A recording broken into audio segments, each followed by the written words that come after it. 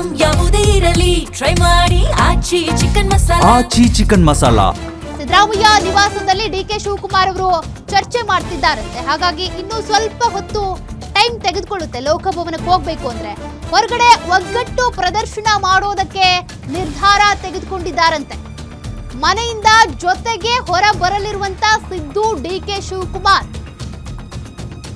ಸಿದ್ದರಾಮಯ್ಯ ನಿವಾಸದಲ್ಲಿ ಸದ್ಯ ಡಿಕೆ ಶಿವಕುಮಾರ್ ಅವರು ಈಗಾಗಲೇ ಬಂದಿದ್ದಾರೆ. ಅವರು ನಿವಾಸದಲ್ಲಿದ್ದಾರೆ. ಪ್ರತ್ಯೇಕವಾಗಿ ಚರ್ಚೆ ಕೂಡ ಮಾಡ್ತಿದ್ದಾರಂತೆ. ಹೊರಗಡೆ ಅವರು ಒಗ್ಗಟ್ಟು ಪ್ರದರ್ಶನ ಮಾಡಬೇಕು ಅನ್ನುವಂತ ನಿರ್ಧಾರ ಕೈಗೊಂಡಿದ್ದಾರೆ. ಹೀಗಾಗಿ ಕಾವೇರಿ ನಿವಾಸದಿಂದ ಸಿದ್ದರಾಮಯ್ಯ ಡಿಕೆ ಶಿವಕುಮಾರ್ ಇಬ್ರು ಕೂಡ ಒಟ್ಟೊಟ್ಟಿಗೆನೆ ಹೊರಗೆ ಬರಬೇಕು ಅನ್ನುವಂತ ಡಿಸಿಷನ್.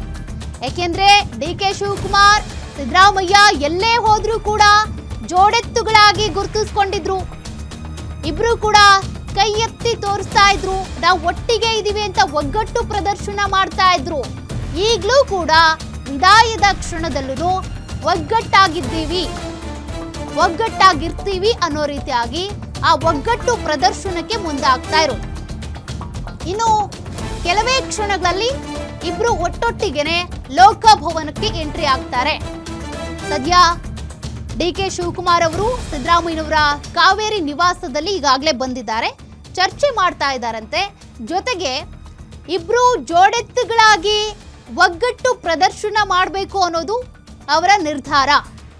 ಸಿದ್ದರಾಮಯ್ಯನವರು ಬೆಳಗ್ಗೆ ಕೂಡ ಕಂಗ್ರ್ಯಾಚುಲೇಟ್ ಮಾಡ್ತಾ ಹೇಳಿದ್ರು ಡಿಕೆ ಶಿವಕುಮಾರ್ ಅವರಿಗೆ, ನಮ್ಮ ಸಹಕಾರ ಇರುತ್ತೆ ನಿಮಗೆ ಅಂತ ಪದತ್ಯಾಗ ಮಾಡುವಂತ ಅಧಿಕಾರ ಹಸ್ತಾಂತರ ಮಾಡುವಂತ ಕ್ಷಣದಲ್ಲೂ ಕೂಡ ಸಿದ್ದರಾಮಯ್ಯನವರು ಅವರಿಗೆ ನಾನು ಸಂತಸದಿಂದ ಮನಸ್ಪೂರ್ವಕವಾಗಿಯೇ ಅಧಿಕಾರ ಬಿಟ್ಕೊಡ್ತಾ ಇದ್ದೀನಿ ಅಂತ ಹೇಳಿದ್ರು.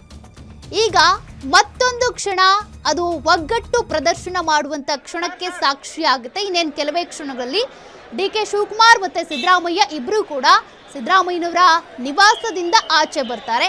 ಇಬ್ರು ಕೂಡ ಒಟ್ಟೊಟ್ಟಿಗೆನೆ ಲೋಕಭವನಕ್ಕೆ ತೆರಳಿ ಸಿದ್ದರಾಮಯ್ಯನವರು ರಾಜೀನಾಮೆ ಪತ್ರವನ್ನ ಸಲ್ಲಿಕೆ ಮಾಡ್ತಾರೆ.